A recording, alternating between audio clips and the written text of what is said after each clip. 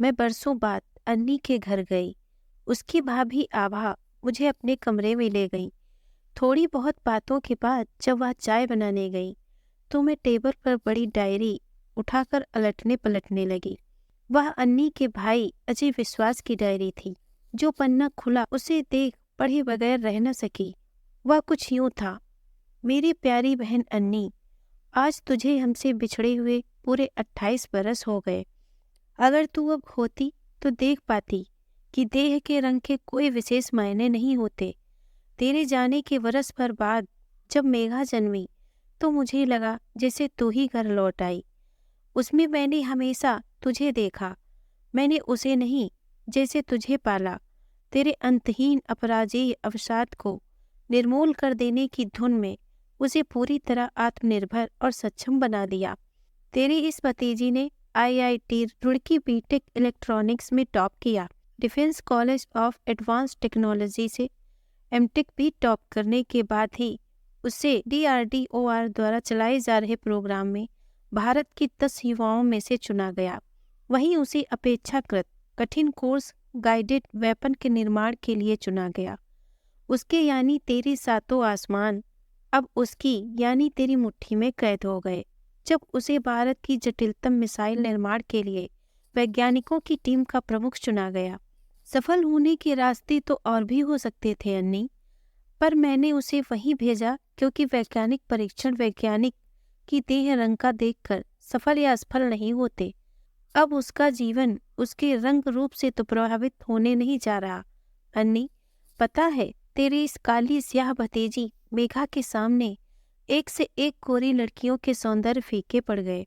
सहपाठी लड़कों के पुरुषत्व के घमंड में प्रधान बनने के सारे अभिमान उसके व्यक्तित्व से टकराकर चूर चूर हो गए। काश तू भी अभी जन्मती अन्नी, तब जबकि मैं इतना बड़ा था। तब तुझे यूं हिम्मत हारनी नहीं पड़ती मेरी प्यारी बहन। बाबूजी ने तो हम तीनों भाइयों की अच्छी शिक्षा के लिए सीमित साधनों का हवाला देकर तेरी शिक्षा कुर्बान कर दी। उस समय मेरे लाख समझाने पर भी वो नहीं समझे कि उन्होंने घर में जन्मी लेकर तू पराया धन नहीं हो सकती है। विवाह तो हम सबके भी हुए ही। चल, मैं तो उनके पास रह पाया, पर बाकी दोनों भाई तो परदेश जाकर उनके पास उतना भी नहीं आ पाए जितना तू आ पाती अपनी ससुराल से उनके पास। बाबूजी की पुरानी सोच पर तू उन्हें क्षमा कर देना अन्नी। तेरा दुख मैंने हमेशा समझा। तुझे आभा बंधाने और समाज को राह दिखाने के लिए ही तो मैंने इतनी अधिक सांवली आभा से विवाह किया था। कितना नाराज हुए थे माँ बाबूजी दोनों आभा से विवाह के नाम पर। उन्होंने तो उसे आज तक भी मन से स्वीकारा ही नहीं। तू तो अच्छी तरह जानती थी। फिर इस तरह हिम्मत क्यों हारी तूने? जब से तू गई है तब से मेरे मन में तो सिर्फ काली लड़कियां ही घूमती रहती हैं अन्नी, जैसे उन सबकी कुशलता की जिम्मेदारी मेरी ही हो। इस बार मैंने तुझे यानी तेरी भतीजी मेघा को काले गोरे के पचड़े से निकालकर आत्मविश्वास का अनंत आकाश उसकी मुट्ठी में भरकर उसे यानी तुझे पूर्ण सक्षम बनाया है। अब तो तू खुश है ना अन्नी? दिनांक 13 अप्रैल 2009। अजय विश्वास। अन्नी के भाई का उसके नाम या पत्र पढ़कर तो ऐसा लगा जैसे अन्नी फिर से मेरे सामने आ खड़ी हुई थी। उसकी एक एक बात जैसे मेरे कानों में गूंज रही थी और उसके जीवन से जुड़ी हर घटना जैसे पुनर्जीवित होकर मेरे सामने आ खड़ी हुई थी। मैं बचपन में अन्नी की सहपाठी मित्र रही थी और उसकी पड़ोसन भी।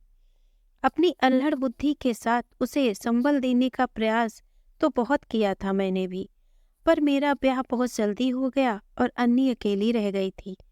फोन नहीं थे उस समय हमारे घरों में। पत्रों से कितना ढांढस बंधता भला। अपने ब्याह से पूर्व उसकी लगभग हर व्यथा मैंने अपने कानों सुनी थी। सिर्फ सुनी ही नहीं, काफी कुछ अपनी आंखों देखी भी थी मैंने उसकी व्यथा, जिसे उसने बहुत ही बेरहमी से खत्म किया था।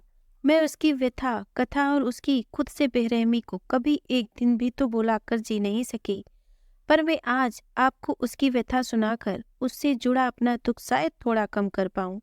3 भाई थे अन्नी के, 2 विदेश चले गए थे। सबसे छोटा अजय इंजीनियरिंग करके अपने ही शहर में नौकरी कर रहा था। उससे छोटी और इकलौती बहन थी अन्नी, काली स्याह अन्नी। सचमुच बहुत ही काला रंग था उसका, मैला मैला सा। छोटी छोटी गोल गोल आंखें, स्लेटी रंग के होंठ और सिर पर उलझे उलझे काले घुंघराले बालों का बेतरतीब घना छत्ता। पिता जैसा पक्का रंग, माँ जैसे हौच पौच नैन नक्श और ठिकनी रास। पढ़ाई के नाम पर भी तो उसके पिता उसे आर्ट्स में ग्रेजुएट ही करा पाए थे, वो भी प्राइवेट, जिसके इस गला काट प्रतियोगिता वाले समय में मायने ही क्या है। फलस्वरूप उसका मन रसोई में रम गया था। पाक कला की शौकीन और प्रवीण अन्नी खूब बनाती, खूब खिलाती और खूब खाती भी। इस स्वादिले शौक के चलते कब उसका शरीर उसकी उम्र से बड़ा हो गया, पता ही नहीं चला। उसमें किसी लड़के या लड़के वाले को पसंद करने योग्य कोई विशेष तो क्या, साधारण बात भी दिखाई नहीं दी। तो क्या कोई भी गुण दिया ही नहीं था प्रकृति ने उसे? नहीं, ऐसी बात नहीं। उसे तो गुणों की खान भी कहा जा सकता है। उसकी निर्दोष खिलखिलाहटें, उसकी दुर्लभ निश्चलता, धुले पारदर्शी कांच साफ सा मन और अपने पराये हरेक के लिए उसकी छोटी छोटी आंखों से झांकता स्नेह का विशाल सागर, क्या ये वो विशेषताएं नहीं हैं जिन्हें उसके गुणों में सम्मिलित किया जा सके? परंतु बाजारवाद के इस अंधे युग में अक्सर खूबसूरत कवर में घटिया चीजें खरीद लाने वाले लोग आंतरिक सौंदर्य के याचक होते ही कहाँ हैं। अन्नी भी दूसरी सभी लड़कियों की तरह अपने अंतस में छिपाकर अपने सपनों के राजकुमार की रचना बड़ी तरतीब से करती। उसमें कौन सी विशेषताएं हों और कौन से अवगुण न हों, सावधानी से तय करती। सपनों का राजकुमार आता तो जरूर, पर उसकी झलक मात्र पाकर उल्टे पांव भाग खड़ा होने को आतुर रहता। फलतः अन्नी को अपने ही द्वारा सावधानी से गढ़ी सपनों के राजकुमार की उसकी मूरत को मजबूर होकर रेत के घरों दो सा मिटा देना पड़ता।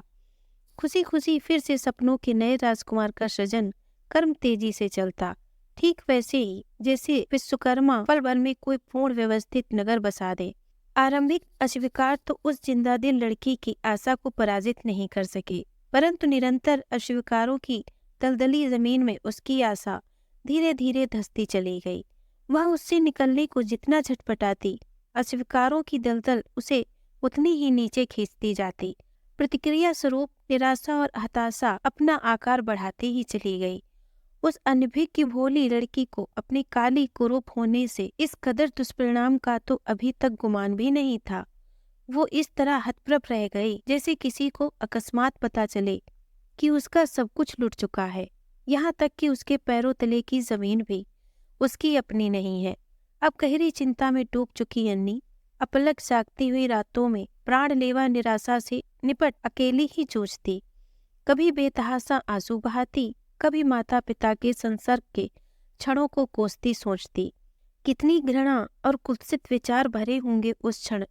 परस्पर उनके मध्य संभवतः मात्र काया ही मिलन करती रही होगी, पर मन किंचित भी प्रफुल्लित न हुए होंगे दोनों के। अन्यथा सृजन की उन सुंदरतम कोमल क्षणों का प्रतिदान उसकी इस महाकुरूप माया में क्यों कर पटकता। कभी सोचती कि वह कहीं माता पिता के प्रेम में फरेब और कपट की प्रतिछाया तो नहीं, वरना तीनों बड़े भाई इतने कुरूप काले क्यों न हुए। उसने सुना था कि पति पत्नी में से जो भी अपनी बात दृढ़ता से मनवा लेता हो, संतान उसी का रंग रूप ग्रहण कर लेती है। तो क्या माता पिता दोनों ही बराबर की जिद करते रहे होंगे? जिद भी बड़ी होगी जिसकी वजह से दोनों के व्यक्तित्व के मात्र दुर्गुण ही आए उनमें। मलाल करती कि काश माँ का रंग और पिता के नैन नक्श भी उसे मिल गए होते तो वह इतनी काली कुरूप तो न हुई होती। वह रह रह कर अधीर उठती, स्वयं से ही अनेक निर्मम प्रश्न करती। क्यों क्यों, आखिर क्यों नहीं पहचानता कोई मन की अच्छाइयों का अतिपम रूप? क्यों नहीं देखता कोई प्रेम की सन्निग्धता? समर्पण का चमचमाता उजला रंग, देह पर चढ़ी झीनी काली परत क्यों हावी हो जाती है इंसान की इन भारी भरकम अच्छाइयों पर? अन्नी ने एक बार माँ को अपनी एक सहेली का वजन कम करने के लिए जिम जाना बताया और दूसरी का ब्यूटी पार्लर जाना, इस आशा के साथ कि माँ प्यार से कहेंगी, अन्नी बेटा तू भी चली जाया कर जिम और ब्यूटी पार्लर अपना रंग रूप निखारने। पर उसकी आशा के विपरीत लड़के वालों के घर से कल ही हुई ना से झुंझुलाई हुई निपट कंवारी माँ उस पर चिल्लाकर बोली, दुनिया की होड़ करो बस, खुद की शकल सूरत तो देखो मत। उन्हें देख और खुद को देख, यूं भी उनके बाप तो रिश्वत की कमाई बोरे भर भर लाते हैं। तेरे बाप से कमाई गई ऊपर की कानी कौड़ी भी जो तुझे ब्यूटी पार्लर भेजूं। इतना शौक चढ़ा है गोरी होने का तो खड़िया रगड़ ले। कसरत करनी जिम जाएगी महारानी, घर का काम करो, कौन सी कसरत बड़ी है इससे। सारा दिन बकरी की तरह चरचर कर बोरे सी फूल गई है। कौन जाने मेरे किन पाप कर्मों का फल दिया ऊपर वाले ने। 3 सजीले बेटों के इतने दिनों बाद तुझ जैसी काली कलूटी बेटी मेरी गोद में डालकर। माँ के इस अप्रत्याशित व्यवहार पर वो किसी महापाप कर लिए जैसे निपराध से अपार बोझ से भर उठी थी। दृष्टि पांवों के पास जमीन पर चिपक कर रह गई थी कहीं, और पांव कहीं जमीन में गड़े से रह गए थे देर तक। दरअसल कोई माँ इस कदर कठोर नहीं हो सकती है, सच है। अन्नी की माँ भी तो कहाँ थी इस कदर कठोर, परंतु मध्यम वर्गीय परिवार में पैसों की किल्लत बनी रहती है। कोई माने या ना माने, पैसा प्यार और स्नेह को भी प्रभावित करता है जरूर। अन्नी की माँ भी उसे हर एक माँ की तरह प्यार ही करती थी, परंतु उसके ब्याह के दानों ने उस प्यार में दाग लगा दिया था। बार बार अन्नी को अस्वीकृत किया जाता रहा। कोई एकाध अगर अन्नी की शक्ल सूरत पर समझौता करने को तैयार भी होता, वह दहेज इतना मांग लेता कि उनका यह मध्यम वर्गीय परिवार जुटा ही न पाता। पिता ने तो इतना कभी कमाया ही नहीं था। बेटों की कमाई भी अभी शुरुआती दौर में ही थी, अतः अन्नी के साथ साथ उसके माँ बाबूजी का भी संतुलन बिगड़ने ही लगा था। पिता तो फिर भी कुछ दूरी पर ही रहे, पर माँ का हर समय का चिड़चिड़ाहटों से भरा सानिध्य अन्नी को मार गया। सारे समाज के तिरस्कार के साथ अपनी ही माँ के द्वारा तिरस्कृत होकर छलनी छलनी हुई वो बेबस लड़की ईश्वर से पूछती, हे ईश्वर, संसार को तो छोड़ो, तुमने ही कौन सा रहम कर दिया मेरे ऊपर। मेरी जो माँ स्नेह की प्रतिमूर्ति थी, उस तक के मन में लिए अथाह घृणा भर दी, तो दूसरे किसी से क्या आशा रखूं। अजय भैया न होते तो मैं कब की मर चुकी होती। कभी वह ईश्वर से पूछती, तुमने ये क्या किया प्रभु, सिर्फ आंखों की काली बनाने वाली गाड़ी से आई, मेरी सकल काया पर ही उड़ेल दी। कभी वो माँ से छिपकर चेहरे पर मुल्तानी मिट्टी तो कभी बेसन का लेप लगाती, कभी चुपके से अपनी भाभी की गोरेपन की क्रीम लगा लेती। पत्रिकाओं में रंग निखारने के नुस्खे पढ़ती, पर अपनी मौलिकता पर दृढ़ प्रतीक चेहरे का रंग 19-20 का अंतर भी तो न दिखता। अन्नी ने काया को छरहरी करने के लिए कठिन क्रम से घर के कामकाज का अधिक से अधिक भार खुद पर ले लिया था। खाना भी ना के बराबर ही खाती। खाने की शौकीन वो मासूम लड़की भूखी रहकर अवसाद की चपेट में आने लगी। रोज रोज लड़का खोजने जाते रहने के व्यग्र और थकान से अजीज आ गए निम्न मध्यम वर्गीय पिता भी उसको ही परेशानी का कारण मानने लगे, और उसके प्रति उनकी दृष्टि भी कठोर होती गई, जिसने उसे भीतर तक आहत कर डाला। रही सही कसर भाई अजय की नौकरी में व्यवस्था ने पूरी कर दी। वह रात पड़े ही घर में घुस पाता और घर आकर भी कंप्यूटर पर काम करना होता। बचा हुआ थोड़ा समय पत्नी आभा को भी देना ही होता। ऑफिस में वह अन्नी के ब्याह की तमाम जुगत फिरा रहा था, अन्नी को बताए बगैर, परंतु कोई सफलता हाथ नहीं लग रही थी।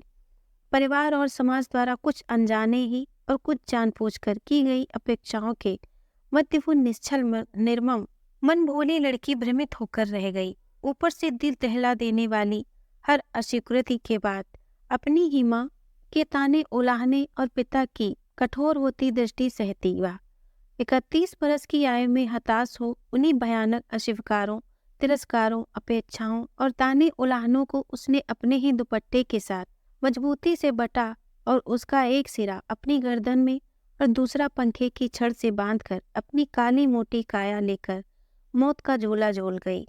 वो भोली घरेलू लड़की दूसरी पढ़ी लिखी लड़कियों की तरह अपनी भावुकता पर नकेल कसना सीख ही कहाँ पाई थी। परिवार अपनी नासमझियों का यह प्रतिफल सोच भी नहीं सकता था। सब हताश थे, विशेषकर अजय बहुत व्याकुल हो उठा था। अजय उसकी पढ़ाई के समय उसकी मदद नहीं कर सका था, तब वह भी तो पढ़ाई ही कर रहा था, परंतु अब तो वह स्वयं कमाता था। उसने अन्नी को फिर से पढ़ाने लिखाने का प्रयास भी किया था, परंतु इस बार अन्नी ध्यान लगा ही नहीं सकी थी पढ़ने लिखने में। अजय को बार बार पश्चाताप होता, कि काश उसने थोड़ा अधिक समय दे दिया होता अन्नी को, तो शायद यूं मरना न पड़ता। अन्नी की आत्महत्या के ठीक 1 बरस बाद अन्नी के तीसरे यानी सबसे छोटे भाई अजय विश्वास की पहली संतान, उसकी बेटी ने जन्म लिया। बच्ची की झलक मात्र ही परिवार का दिल बैठाने के लिए काफी थी। जैसे मरकर भी अन्नी अपने प्यारे भाई अजय से अलग नहीं रह सकी थी और बरस भर बाद इतिहास को दोहराने चुपके से वापस अपने घर चली आई थी। बच्ची का जन्म घर में खासा मातम लेकर आया। अन्नी की भयावह मृत्यु का धुंधलाता दृश्य खुद को झाड़ पोंछकर घर के हर सदस्य के दिल में सीना तान कर खड़ा हुआ। सब एक दूसरे से आंखें चुरा रहे थे। कभी दीवार पर टंगी अन्नी की माला चढ़ी तस्वीर को देखते, कभी दृष्टि चुराकर उस नवजात को। रूप रंग को लेकर समाज की खोखली मान्यताओं से जन्मी उपेक्षा ने माँ आभा की आंखों से बच्ची के लिए नैसर्गिक ममता को पीछे धकेल दिया था। आभा की आंखों में अन्नी की असमय मृत्यु का आतंक उस नन्ही बच्ची के भविष्य के भय से जुड़ गया था, जिसे बच्ची के पिता अजय विश्वास ने सहज ही ताड़ लिया। स्त्रियां भी विचित्री होती हैं। खुद कैसी भी आड़ी तिरछी क्यों न हो, परंतु बहु बेटियों में रूप सौंदर्य की कमी उनके लिए घर में जैसे अमावस्या सा अंधकार ला पटकती हैं। कहीं न कहीं अजय को तो संतोष ही हुआ था इस रूप में अन्नी के लौट आने का। वह इस बार अन्नी के अथाह प्यार के ऋण और उऋण होने का अवसर पा गया था। जैसे इस बच्ची को योग्य बनाकर माँ बाबूजी और सारे समाज की गई उसकी अपेक्षा और उसके साथ हुई नाइंसाफी के पश्चाताप से मुक्ति पा जाने का यह रास्ता दिया था प्रकृति ने उसे। वह समझ गया और उसने आभा के पास लेटी बच्ची को अपनी गोद में उठा लिया था। माँ बाबूजी को उनकी पहली पोती तथा पत्नी को उसकी पहली संतान की बधाई देकर माहौल को थोड़ा हल्का किया। अजय अपने परिवार में सबसे अधिक पढ़ा लिखा था। प्रगतिशील विचारों से भरा युवा, आधुनिक होते समाज का हिस्सा, जो यह जानता था कि आने वाला कल स्त्री का भी होगा, जहां उसके रूप रंग से उसका जीवन प्रभावित नहीं होगा। इसीलिए वही कर सकता था यह सब। इसलिए नहीं कि वह पुरुष था, तो वही सोच सकता था। वह स्त्री, वो भी माँ, अपनी बेटी के लिए जरा भी नरम नहीं थी और एक पुरुष भाई ही सही पर अपनी बहन की पीड़ा को समझ सका, अपने लिए उसके निस्वार्थ प्यार को समझ सका था, जिसका प्रतिफल न दे पाने का पश्चाताप बारीक सुई की नोक बनकर उसे भीतर तक चुभता रहता। स्त्री अगर अन्नी के स्थान पर कोई और होती, जिसने समाज के घर के इस रूप से आगे जाकर क्या कदम उठाया होता, तो संभवतः अजय भी तटस्थ ही रहा होता। परंतु यह तो उसकी लाडली बहन अन्नी के साथ ही हुआ था ना। इस समय उसकी तटस्थता उसके जीवन को निर्मूल ही कर सकती थी। आभा ने बच्ची का रंग निखारने के लिए कौन सा उपाय नहीं किया, परंतु प्रकृति भी मिलावटखोरी से बची हुई है। उसकी ईमानदारी सिद्ध करता बच्ची का पक्का रंग टस से मस नहीं हुआ। अपने पसंदीदा फुलकारी वाले जिस गुलाबी दुपट्टे को ओढ़कर अन्नी ने अपने मन में न जाने कितने सपने पोसे होंगे, उस भयावह रात उसी गुलाबी दुपट्टे से बंधकर लटकती हुई अन्नी की लंबी हो गई गर्दन, उसकी फटी हुई आंखें, उसके मुंह से लंबी होकर बाहर निकल आई सफेद जीभ, पंखे से लटकी उसकी काली मोटी शकल काया रात को आंखें बंद करते ही अक्सर आभा के आगे झूलने लगती और वो भयभीत हो अचानक चीख पड़ती। अजय ने उसके अनकहे भय को भांप लिया था। इकलौती लाडली बहन को खो देने का दुख भूलने का तो प्रश्न ही कहा था। अभी भी अजय उसकी आत्महत्या के कारण से ही समझौता नहीं कर पाया था। इस बच्ची ने उसके घर में जन्म लेकर तो जैसे उपकार ही किया था उस पर। उसकी आत्मा से अन्नी की तर्कहीन आत्महत्या का बोझ उतारने का उपकार। बचपन के वो दिन याद थे उसे, जब अन्नी सबको छोड़कर छोटे भैया कहती उसके पीछे दौड़ती रहती। अजय के सिवा उसे किसी और का साथ बिल्कुल भी तो न सुहाता।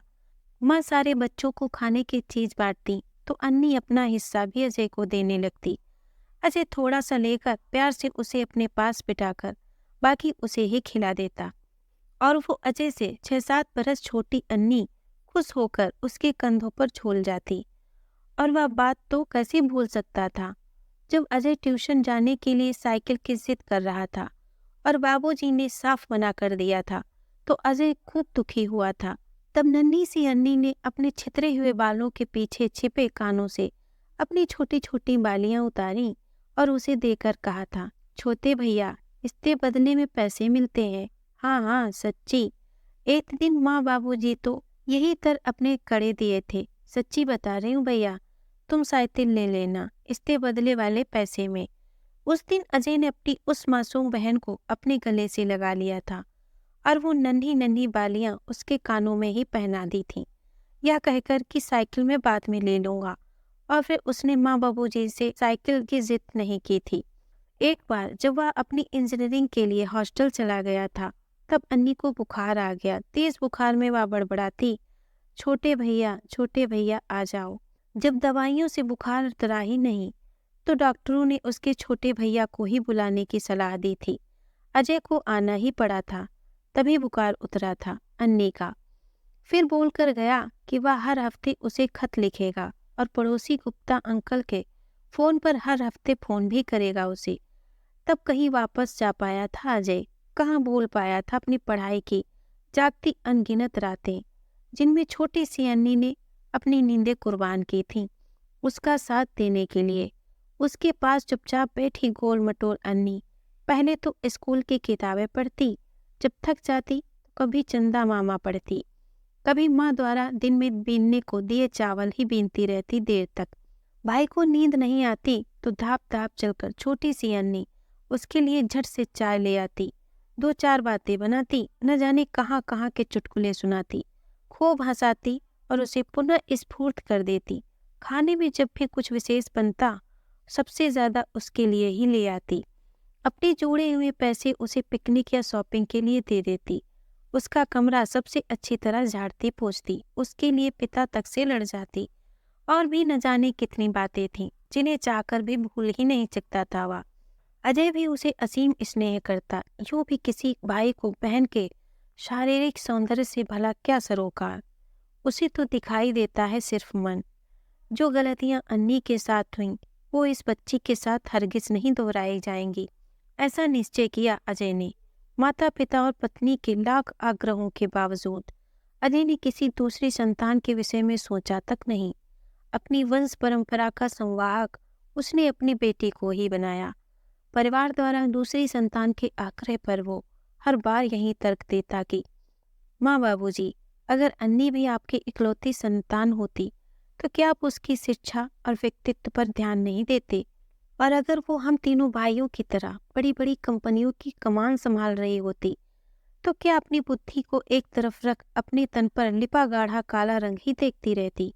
50 पढ़े लिखे लोगों को अपने करियर के चमचमाते प्रभात के आगे तन पर चढ़ी सांझ को ही हावी होने देती खुद पर? बेटी की अधिकतम जिम्मेदारियां उसने स्वयं उठाने का उद्देश्य कर दिया था घर में। पंडित से नामकरण न करवाकर नाम भी स्वयं ही रखा, मेघा विश्वास। माँ ने समझाना चाहा, बेटियां तो माँ के सानिध्य में ही ठीक पलती हैं बेटा। अजय स्वयं को पल भर भी तो नहीं रोक सका था माँ को कड़वा उत्तर दिए बगैर।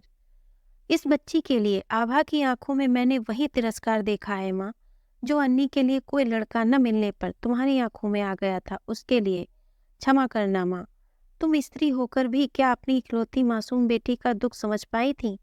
अगर तुम अड़ गई होती कि बेटों की तरह ही तुम्हारी बेटी भी उच्च शिक्षा लेगी, तो क्या बाबूजी को मानना नहीं पड़ता? अजय अपने भीतर तेजाब से खौलते अपराध बोध से तिल मिलाकर माँ ने अजय को रोकना चाहा, परंतु वह रोक नहीं सकी थी उसे, बल्कि वह और भी उग्र होकर बोला था, तुम तो चुप ही रहो माँ। माँ होकर भी कहाँ देख पाई थी तुम अन्नी के भीतर की बेचैनी, कि अपने काले रंग को बस जरा सा निखार लेने की कितनी ललक होने लगी थी उसमें। अपने अंतिम दिनों में मैंने देखा था उसे घोर अवसाद में गिरकर चुपके चुपके अकेले आंसू बहाते हुए। पुरुष होकर भी मैंने महसूस की थी उसकी छोटी छोटी आंखों में समाई विकराल व्यवस्था। हाँ, मैंने देखी थी उसके सतही शांत व्यवहार के भीतर कलेजा चीर देने वाली भयानक उथल पुथल। उसे छिपा नहीं था उसकी फीकी मुस्कान के पीछे का तड़पा कर रख देने वाला भयानक रुदन। मैं उसका प्यारा भाई ही सही, पर था तो पुरुष ही। कैसे वह कह पाती वो निरीह अपने मन की सब कुछ खोल कर मुझसे, अजय अब बस भी कर, माँ अपने कानों पर हाथ रखकर रोने लगी थी। तुम कहती हो मैं अपनी इस नन्ही सी बच्ची को आभा के भरोसे छोड़ दूं? नहीं माँ, मैं अन्नी को दोबारा मरने नहीं दे सकता। दोस्तों, अगर आपको ये कहानी पसंद आई हो तो प्लीज़ इसे लाइक और शेयर करें। अगर आप हमारे चैनल पर नए हैं तो प्लीज़ इसे सब्सक्राइब करें। धन्यवाद।